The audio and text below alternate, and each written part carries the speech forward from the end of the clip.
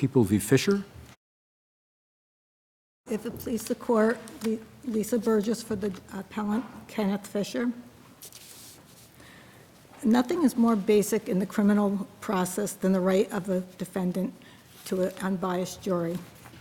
CPL 270.351 states if at any time after the trial jury has been sworn and before the rendition of its verdict, the court finds from facts unknown at the time of the selection of the jury that a juror is grossly unqualified to serve in the case or engaged in misconduct of a substantial nature, the court must discharge such juror, and if no alternate juror is available, the court must declare. So is your argument that juror 6 is unqualified, or the other jurors that were also asked questions unqualified? My main argument is that juror 6 was unqualified. There's questions about juror 3 being unqualified. I believe juror 6, the argument of juror 6 being unqualified is fully preserved. The argument for juror 3 is less preserved, but I think that this goes to the essential validity of the process. That is fundamental that it's fundamental that you have an unbiased juror. So I think that even though juror 3 was not challenged. So if we focus on juror 6, Okay. which you say is preserved, what makes it clear that she was unqualified here? What makes it clear is that they did the jury selection on a Monday, and at the time, the judge said to the jurors, the normal admonishment that if anything happens that affects your service as a juror, you need to not talk to the other jurors about it, but you need to contact the court officer, and they will contact me, and I will speak with you privately, and once we speak, you're not to speak to the jurors about what we discussed. On Monday, they release a jury. They don't come back until Wednesday. They come back Wednesday. They go through the entire trial on Wednesday. Thursday, they go through the trial. They start the jury proceedings. When they're almost through they're hours into the jury deliberations, and they get a note from the foreman saying that one of the jurors believes she may have been followed home Monday after jury selection by Kenneth Fisher. She discussed this with the other jurors. It was clear because the jurors were all afraid of it, afraid that, aware that she. So are you also arguing that she was incapable of following the court's instructions? She was, because she disobeyed the instructions immediately after they were given. They were given on a Monday. She claims he followed her home. She had no real basis to believe that he followed her home, but she believed he followed her home, and then she discussed it with the other jurors during the deliberations, which is very concerning because she's putting in what anyone would consider a bad act without any comment from the court on it. She's just introducing that into the jury deliberations. The court conducted an inquiry on all of this and, probed around what happened to juror number 6, and then extracted a statement from juror 6 that she could nonetheless follow the court's rules and participate as a juror. And I believe the court then further elicited additional questioning from counsel, of which there was none. So I don't know if this is a preservation issue, but I'm not sure I understand the basis of your ongoing argument that this juror was grossly unqualified to serve, given that that hearing occurred. I believe she said she could decide it solely on the evidence, but she had already introduced something into the deliberations that wasn't introduced as evidence. She introduced this alleged bad act of Mr. Fisher, and what's very concerning about this is they never asked her why she thought it was Mr. Fisher. She said that when they questioned her, she said she was in the parking lot of the bank, and she saw Mr. Fisher walking through the parking lot at the courthouse. She then left in her car. She never saw him get into a car. She goes through a couple stoplights. She looks up in her rearview mirror, and she said she did that because a husband rear-ended her years ago. And she sees this maroon Lincoln. She identifies it by the Lincoln symbol on the front, and she claims it's Mr. Fisher. He's 6 to 8 car lengths behind her. There's no way she could. Is your view that there was no way, having said that she could have provided some adequate assurance that she could be impartial, or that such assurance was not elicited from her? There was no way she could provide an assurance that she was impartial, because there was no way she could have identified the driver of that car as Kenneth Fisher. She's- Tell me why it is that having said that she thought the defendant was following her, why she could not then have established sufficiently her ability to be impartial? What about that statement makes that impossible? I think it's impossible because you're a juror in a trial. It deals with drugs. You're driving home, you have someone you believe is following you, and you don't follow the judge's orders. Instead, you keep this to yourself. She was never asked how it made her feel. All she said was she only came forward because other jurors were scared for their safety. Well, let me follow up on Judge Halligan's question a little bit. Suppose that the juror was told, or maybe shown to the juror, that Mr. Fisher drove a white Chevy, not a maroon Lincoln. And she said, oh, I must have been wrong. If that had happened, and then she gave an assurance that she could be fair, would that suffice? I think there had to be more. Maybe that would. What was concerning about it is during the trial, there was never anything about a maroon Lincoln. And I mean, she said the maroon Lincoln, I don't know where that was the car that was behind her. She did say that she was 95% sure that it was him. She was 95% sure it was And I him. guess what I'm asking is, suppose she said, you know what, I was wrong. I know I was wrong. It's actually, I'm sure it wasn't him. Would that, plus a firm statement that, I can be fair now that I know this, would that have cured it? I think if she acknowledged that she made a mistake, I think that would be it. But she maintained the entire time by 95% certainty that it was Mr. Fisher. And what I find in Beaufort, they want this thorough, this probing inquiry. No one ever asked, when they asked her why she thought it was Mr. Fisher, she said, because years ago I was rear-ended by an ex-husband and I look in my rearview mirror a lot. That doesn't answer the question of how she thought it was Mr. Fisher. There was nothing. Well, the implication of that is she saw him in the rearview mirror, right? But he was 6 to 8 car lengths behind her, which would be impossible to see someone that far behind you in a car, in a rearview mirror. Right, and so I take it, this seemed to be counsel's argument in the trial court, was that reflected a racial bias on her part. I believe it did. I mean, he used those words, I think. I Counsel. believe it did, Yeah. and to be perfectly honest, I don't even know if she could have told, looking in her rearview mirror, 6 to 8 car lengths behind her, I don't know if she would have even been able to tell if it was an African-American man or if it was just a man. The other thing is there was no distinguishing characteristics about Mr. Fisher. He was just a very clean-cut, average, everyday-looking man. She wouldn't have identified him, and this is important because during the trial, he was with someone when the drugs were allegedly sold, and the person had dreadlocks. So they kept making a big issue out of the fact that Mr. Fisher did not have dreadlocks. Mr. Fisher was clean cut, and they identified him like that. So it's not like you could say, well, I looked in my rear mirror and I saw the dreadlocks. The only thing she could have identified him by was actually seeing his face, because there was nothing that would have stood out other than that's what Mr. Fisher looked like. And So is your position that it's just a per se violation? It's just per se that because she says, I think it was the defendant who followed me home, that she's grossly unqualified? No, I think what it is she was so sure it was the defendant that followed her home. And she introduced this into the jury deliberations, and this is what makes me feel she's so unqualified, is what happened during those deliberations that made her introduce that. But isn't that more a question of misconduct on her part rather than her qualifications? I believe it's both, I believe.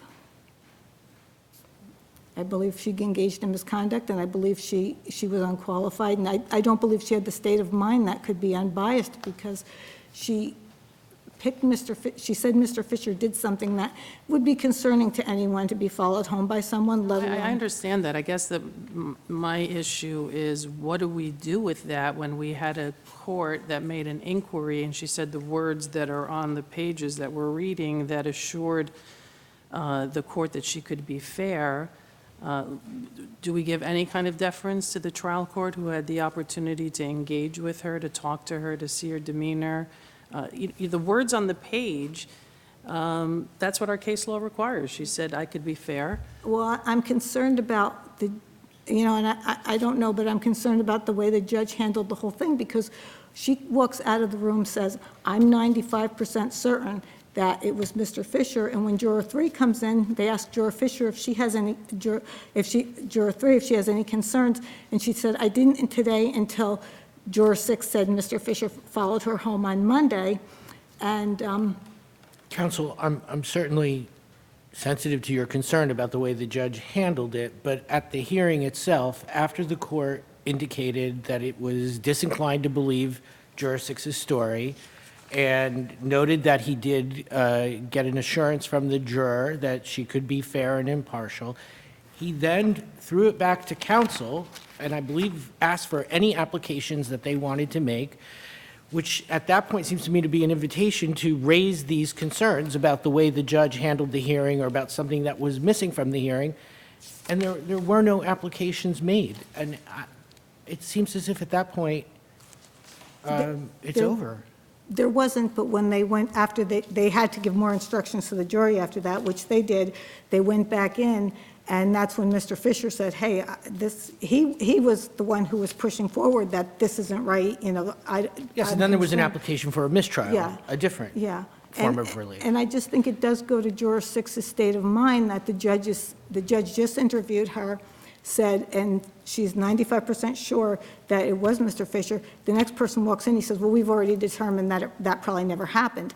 And that shows that Juror 6 has a very different mindset than the way the court is looking at her mindset. Thank you, counsel. Thank you.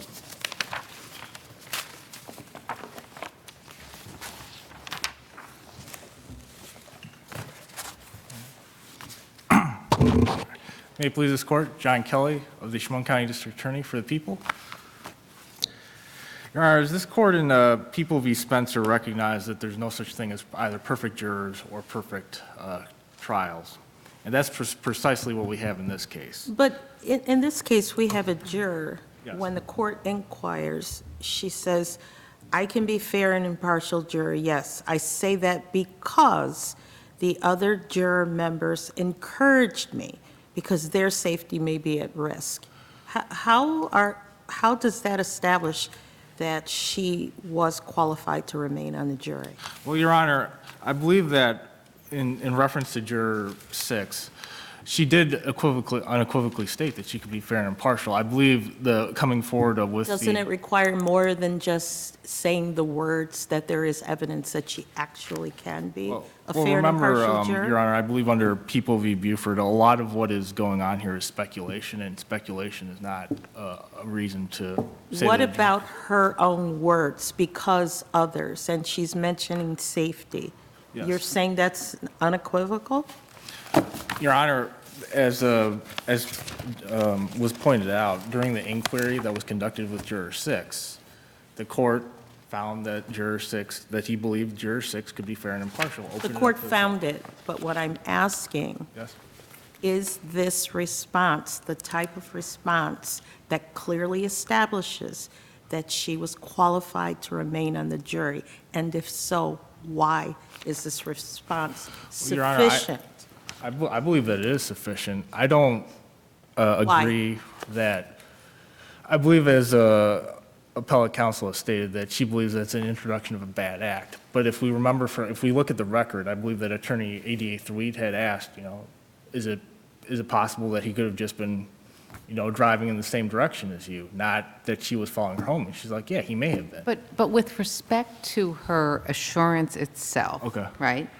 She says, I can be a fair and impartial juror, yes, but she doesn't stop there. She continues and says, I say that, and I assume that means I'm telling you I can be fair and impartial because the other juror members encouraged me because their safety may be at risk. Doesn't that confuse or muddy her assertion that she can be fair and impartial, even setting aside, for a moment, everything that came before that? Your Honor, I don't think so. Well, why not? Why not? Well, because I think that we're combining two different things. We're combining about why she came forward versus if she can be fair and impartial, which... I'm just reading what she said, though. Right. And again, That's why we give such deference to the trial court in these Well, matters. counsel, if you don't think that's a red flag, let's go a little earlier than that. And the court says, is there a reason why you're bringing this up now rather than when we were here on Wednesday? And she says at that point, because other juror members were scared for their own safety. Right. Because of certain people that were sitting watching the trial through the week. I mean, if you don't consider that other statement a red flag. Right. is But this again, not a Your red Honor, I flag? think it's referencing other people, not her concerns. So what we're talking about But what we're is she. concerned about is her state of mind, right? And part of her state of mind is what she thinks about the other jurors as well. And she thinks the other jurors are afraid for their safety, which presumably they've communicated to her. That all seems to go into her state of mind, no? Well, again, we don't know that, Your Honor, She unfortunately. just said from the those record. words, right? Well, no, about the other jurors being, No, I'm making a different point. Okay. I don't know about the other jurors either, Right. right? But we do know that she believes that the other jurors have safety concerns, right? Is that fair? I think that's fair from the Okay, record. and that's her state of mind. We're asking about her qualification to be a juror. Yeah, right. So we have two things, right? We have her statement that you've been asked about by my colleagues, right, which Yes. seems equivocal to me, at least. And you also have her statement that Judge Canataro just read to you, which suggests her state of mind is a little troubled. Isn't that fair? Well, I get, we keep on pushing, troubled. No, and again, Your Honor, So you don't think it's a fair conclusion that she thinks that some of the other jurors are afraid of their safety because of the people who are in court with Mr. Fisher? I don't know that that's a fair conclusion. I believe that she says that, I agree that that's what she says. I don't know if that's definitively a conclusion. She's just saying, I came forward. But because-" isn't that part of the problem? Every person accused of a crime has the right to have a fair and Well, impartial jury. Every member that's going to judge their guilt or innocence in a case. When someone says that, isn't that a problem? Well, it definitely needs to be delved into, which it was by this court, by the trial court, Your Honor. And again, the process was included defense counsel, and I believe the only question he asked Juror 6 was something about, it wasn't, Well, wait, counsel, was about- just to return to that for a minute. When Juror 6 says what Judge Canataro read to you, because other juror members were scared for their own safety because of certain people that were sitting watching the trial through the week, the court responds, okay. And without getting into what other those concerns may be, does this affect your ability to remain on the jury? So he's not, I don't see how he's probing that at all, which seems to me like a fairly significant statement. well, again, he's the, I agree with you, Your Honor, on paper, that would seem to be at least somewhat troubling, but again, the trial court is there observing not just what we have on the written record, but also The trial body language. court's not only there, it is the trial court's responsibility to clarify, make the inquiry, not to just hear words, but make sure that that juror is qualified. Or are you disagreeing with that by asking No, subsequent I'm questions? not disagreeing with that at all, Your Honor, but I'm saying that they are also, being in present, it's not just what's in writing. We can all agree that there's. Court's certain present, but on appeals, we review the record, Right. correct? Correct, and that's also why deference is given, Your Honor, because I believe as the appellate court. If the pointed out- record supports that it should be in certain instances. Would you not agree with Oh, that? I would agree with you, Your Honor. So if this court failed to make its record, that we can be assured that the court made a sufficient inquiry, why should, Well, Your Honor, again, I think that as you had brought up with my opposing counsel, there are issues with preservation here. Again, right after, when the court was satisfied with Juror 6, he opened it up to defense counsel and actually the Well, people and then too. there to was, make and it- then there was a motion for mistrial right then. Right. Is that And not, that's- is that not preserved? As to juror 6? Well, Your Honor, I think that motion had to be supported because we're confused with is Supported is when a it little says different from racial preserved. bias. Supported is a little different from preserved, no? Okay, yeah, no, you're correct, Your Honor. Right, but- so I think there's a fair argument that things that happened after that, having to do with the qualification of the other jurors, Correct. may not be preserved. Right. But I don't know, if you disagree, tell me, but it seems to me that as to Juror 6, there's not a preservation issue. I disagree, at least, I think it's Tell me why. arguable to disagree with you about that, Your Honor, especially because the motion for a mistrial specifically talked about racial bias, which, in reviewing what we have, I don't see any implication where that was brought up by anybody other than defense counsel on their motion for mistrial. So the record doesn't support that. I'm sorry, you mean in the trial record, there's no mention of racial bias? Anything to support that other than in his motion for a mistrial. So what wasn't asked I think by that the motion for the, just so I understand your position, and you think that the motion for the mistrial is limited to racial bias? Correct, Your Honor, if that's what he's making the grounds on. But what we have with the record, I think there's an issue with saying, well, where's defense counsel coming up with this? Not The just, idea- so you don't read the motion for mistrial based in part on the juror's bias against the defendant regardless of his race? Well, he Because somebody chose to- he followed me chose home, this, because somebody followed me home and I'm afraid. Again, I have to go with what he said in the record in this case, Your Honor. He said racial bias. Now, I did learn that Mr. Fisher is black, but we don't know what Juror 6's race is, at least as far as I can tell. We don't know. We're throwing in a component in here, Your Honor, that I think is very sensitive, but I also don't see where it's supported in the record that should be reviewed in terms of. But wasn't the point of the motion that counsel was arguing that it appeared that Juror 6 was apprehensive, she was fearful regarding defendant because she thought 95% certain that he was following her in the car? Well, you're correct, Your Honor, but I guess going back to, again, the grossly unqualified, if he chose not to make that motion exactly, he didn't make any further application after when he had the opportunity with Juror 6, then should he be, in terms of meeting that standard under a Buford inquiry, are we prepared to say then that, when he makes a motion for mistrial later on and say, in order to say that, it's so gross, she's so grossly unqualified, Your Honor, because. Counsel, I have a personal view of the mistrial motion as being separate from the qualification of juror number 6. I see it based on what counsel said in making the motion, that he was introducing the notion that the entire jury had been poisoned by something that was going on in there. And indeed, counsel asked for an inquiry of all the other jurors, and all the other jurors were interviewed, and they had various things to say. I mean, do you view the mistrial as still being confined to juror 6, or is that bringing up a much broader issue? No, I believe that it's confined to Juror 6 in particular because nobody had talked to the other jurors, obviously, at that point, so there's nothing to base that on. But he was alerting the court to his concern that because of what he heard from juror 6, that there might be something more pervasive going on with the entire jury. And indeed, some other jurors expressed concern for their safety.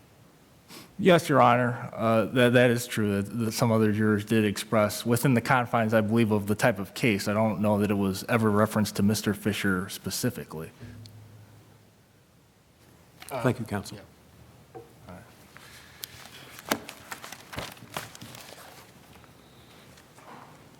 forgot to reserve. You did forget, and I forgot to ask you. I'll give you a minute if you need it. Sure, thank you.